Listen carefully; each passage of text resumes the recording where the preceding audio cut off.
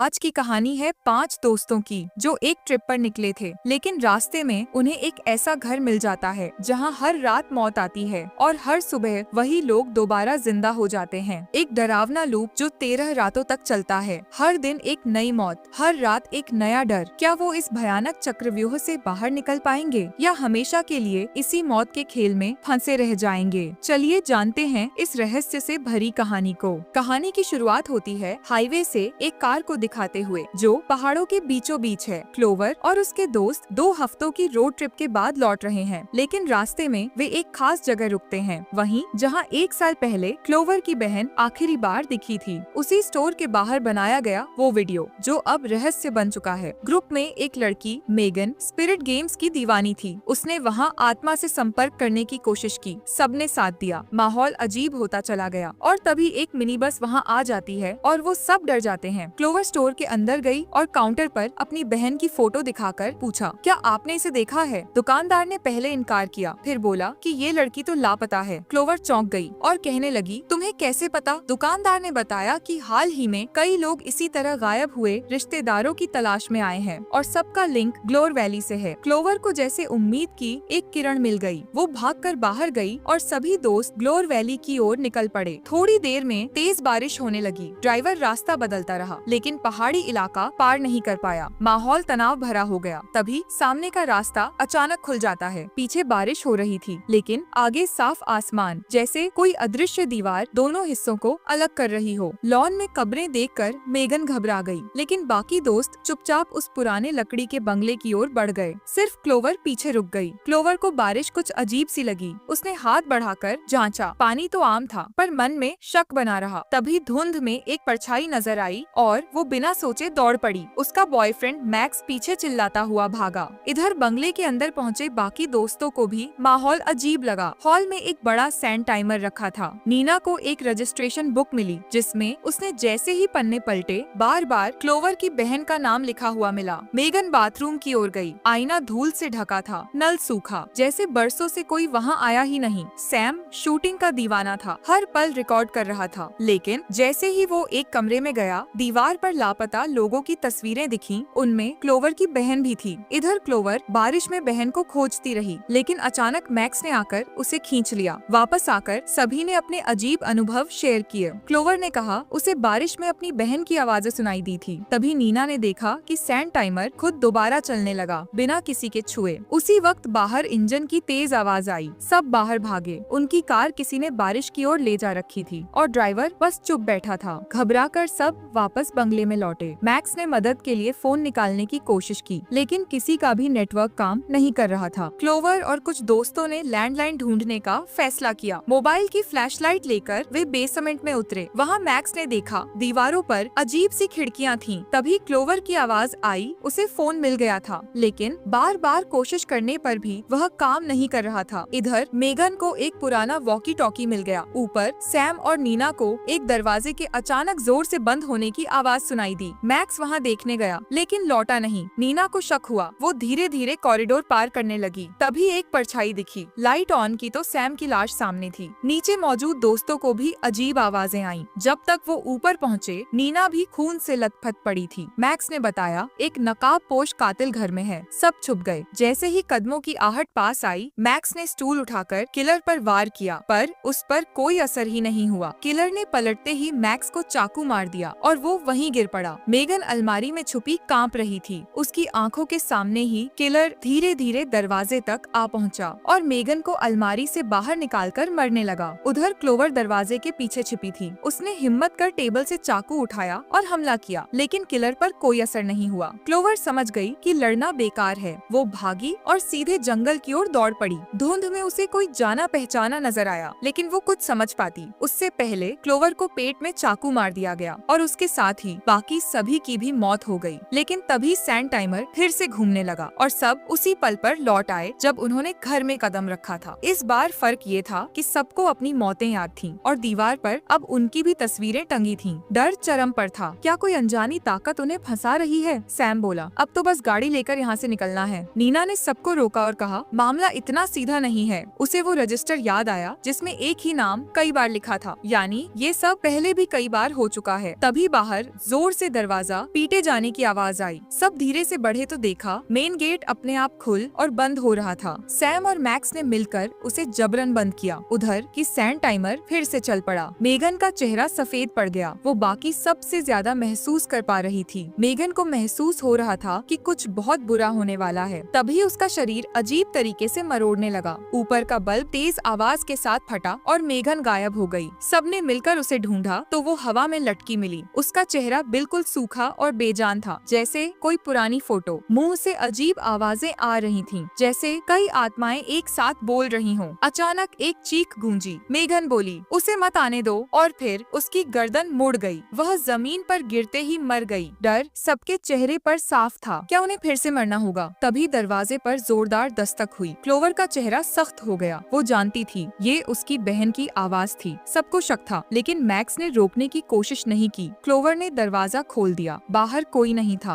Max की नजर सामने गई। वहाँ एक लकड़ी का झोपड़ा खड़ा था, जो इससे पहले उन्होंने वहाँ कभी नहीं देखा। क्लोवर कुछ समझ पाती उससे पहले वो हवा में उड़ गई। बाकी सभी को किसी अनदेखी ताकत ने कमरे में फेंक दिया। क्लोवर वापस लौटना चाहती थी, लेकिन उसका शरीर खुद ब खुद पीछे खींचने लगा। मैक्स उसे बचाने भागा, लेकिन सैम ने रास्ता रोक लिया। उसने कहा, क्लोवर नहीं बचेगी। मैक्स नहीं माना और बाहर चला गया। उधर क्लोवर होश में आई तो खुद को एक अजीब झोपड़े में पाया। वहाँ पर अजीब मुखौटे टंगे थे। टीवी पर खदान धंसने की खबर चल रही थी और एक बूढ़ी औरत सोफे पर सो रही थी। क्लोवर ने दरवाजा खोलने की कोशिश की, बट वो लॉक था। काफी कोशिशों के बाद जब क्लोवर पलटी तो वो बूढ़ी औरत अब सामने खड़ी थी। उसने धीरे से कहा, या तो इस रात को सह लो या इसका हिस्सा बन जाओ। इतना कहकर उसने क्लोवर को जोर से धक्का दिया और उसके चेहरे पर ऑक्सीजन मास्क जैसा कुछ चढ़ा दिया। क्लोवर की आंखें धीरे धीरे काली होने लगीं। उधर वो बूढ़ी औरत तेजी से और बूढ़ी होती गई और फिर एकदम राख में बदल गई। अब क्लोवर के चेहरे पर एक डरावनी मुस्कान थी, एकदम खाली मगर बहुत कुछ कहती हुई। सैम और नीना तेजी से गाड़ी में भागे। सैम को अब किसी की परवाह नहीं थी। उसने सीधा एक्सेलरेटर दबाया और बारिश में निकल पड़ा, मगर कुछ ही दूर पर एक लंबा डरावना साया रास्ता रोककर खड़ा था। सैम डर के मारे गाड़ी मोड़ लाया और सेफ जोन में लौट आया। नीना बाहर निकलना चाहती थी, बट दरवाजे लॉक हो चुके थे। अगले ही पल खिड़की पर खून की धार पड़ी और एक ही वार में नीना खत्म। उधर मैक्स झोपड़ी में पहुंचा, मगर वहाँ सिर्फ राख बची थी। क्लोवर कहीं नहीं थी। तभी उसे एक कोने में हिलती कुर्सी दिखी। पास गया तो देखा बस एक गुड़िया थी। गुस्से में उसने लात मारी और जैसे ही पलटा, क्लोवर सामने खड़ी थी। उसके चेहरे पर अजीब सा मास्क था। क्लोवर ने मैक्स पर हमला कर दिया और वो वहीं मर गया। जैसे ही वो झोपड़ी से बाहर निकली, अचानक किलर गाड़ी से आया और उसे कुचल डाला। हीरो ग्रुप एक बार फिर पूरी तरह खत्म हो चुका था, लेकिन जब सब दोबारा जिंदा हुए, इस बार उन्होंने होशियारी दिखाई। मुख्य दरवाजा बंद किया और सब सीधे बाथरूम में जाकर छिप गए। उन्हें सिर्फ एक रात काटनी थी, जैसा कि उस बूढ़ी औरत ने कहा था। सैम को प्यास लगती है और वो नल में से पानी लेता है, पर मेगन उससे मना करती है कि नल में पानी नहीं है। लेकिन जब नल खोला गया तो साफ पानी बह रहा था। दिन भर बिना कुछ खाए पिए रहे थे, तो सबने थोड़ा थोड़ा पानी पी लिया। इसके बाद शुरू हुआ इंतजार, एक डरावनी खामोश रात। तभी अचानक सैम को जोर की खांसी आई और अगले ही पल उसके मुंह से खून निकलने लगा। कुछ ही सेकंड में उसका पूरा शरीर फट गया। हड़कंप मच गया। नीना घबराकर खुद को साफ करने लगी, बट वो भी फट गई। अब सब समझ चुके थे वो पानी झड़ था। मेगन की सांसें तेज हो गईं और फिर वही अंजाम। क्लोवर की आंखों में सिर्फ एक बात थी, फिर से सब बर्बाद हो गया। मैक्स वहीं बैठा रहा और देखते ही देखते उसकी भी मौत हो गई। अब सिर्फ क्लोवर बची थी। वो चुपचाप जमीन पर लेट गई, जैसे कह रही हो अब और नहीं। तभी दरवाजा खुला और बाहर आया वही दुकानदार। क्लोवर की आंखों में सन्नाटा उतर आया। उसके बाद सब कुछ खत्म, लेकिन फिर से सैंड टाइमर ने खुद को घुमा दिया। सब कुछ फिर से शुरू हुआ। इस बार घबराहट नहीं, सवाल थे। क्लोवर ने एक फाइल में दुकानदार की असली पहचान खोज निकाली। वो असल में एक साइकोलॉजिस्ट था।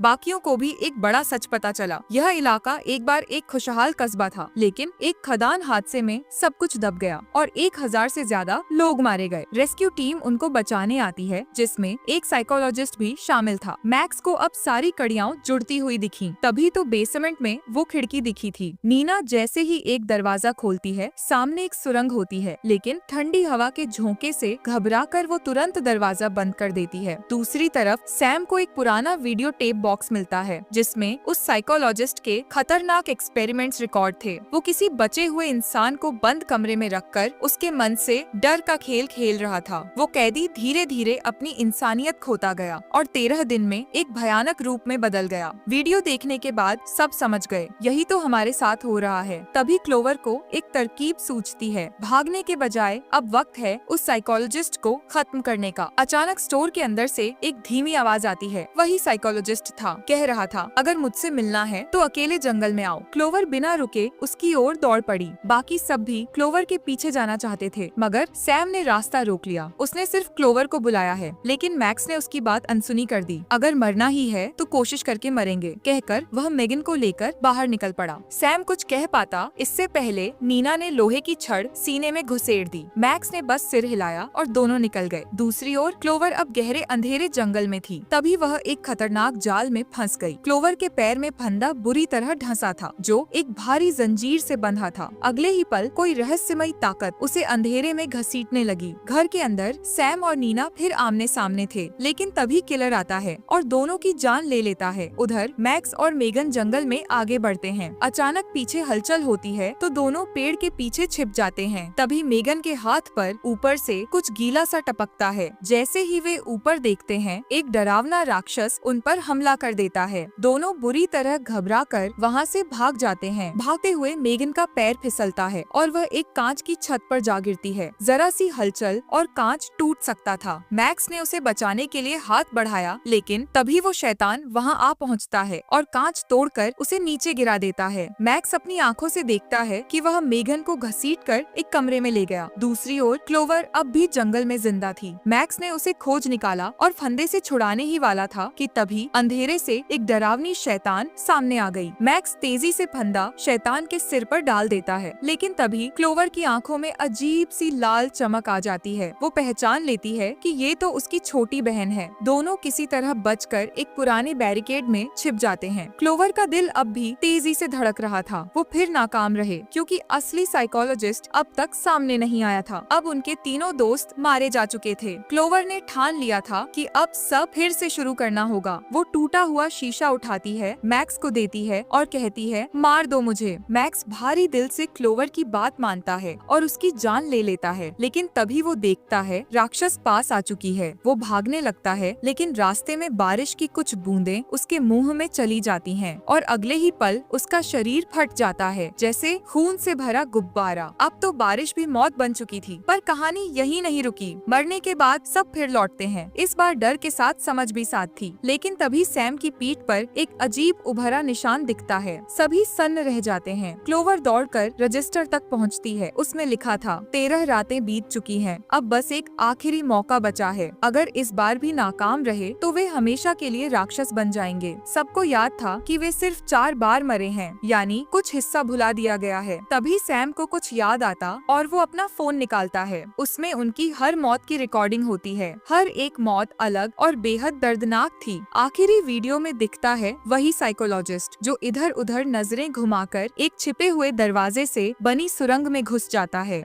स्क्रीन पर मेगन का चेहरा चमकता है और सैम तय करता है अब उसे उस सुरंग में जाना ही होगा। शायद वहीं कोई आखिरी सच छुपा हो। तभी सबको एहसास होता है मेगन गायब है। अब पीछे हटने का कोई मतलब नहीं था। सभी ने मिलकर फैसला किया, मेगन को ढूंढना है और उस पागल डॉक्टर को खत्म करना है। वे अंधेरे और तंग रास्तों से गुजरते हुए एक उजड़ी हुई बस्ती तक पहुँचते हैं। क्लोवर चारों तरफ नजर दौड़ाती है। तभी दूर एक राक्षस दिखता है। वो इशारा करती है, शांत रहो, लेकिन इससे पहले कि कोई कुछ कर पाए, एक और राक्षस अचानक झपट पड़ता है। अचानक चारों ओर हड़कंप मच जाता है। शोर सुनकर और भी राक्षस टूट पड़ते हैं। सब दौड़कर एक सुरंग में घुसते हैं और बड़ी मुश्किल से एक भारी दरवाजा बंद करके पीछा छुड़ाते हैं। तभी मास्क पहने हत्यारा एक टूटी खिड़की से अंदर घुस आता है। मैक्स और बाकी 2 साथी चिल्लाते हैं, क्लोवर भागो, हम इसे संभालते हैं। क्लोवर लड़खड़ाती हुई बस्ती की तरफ दौड़ती है और गिरते वक्त उसका सिर एक नुकीले पत्थर से टकराने से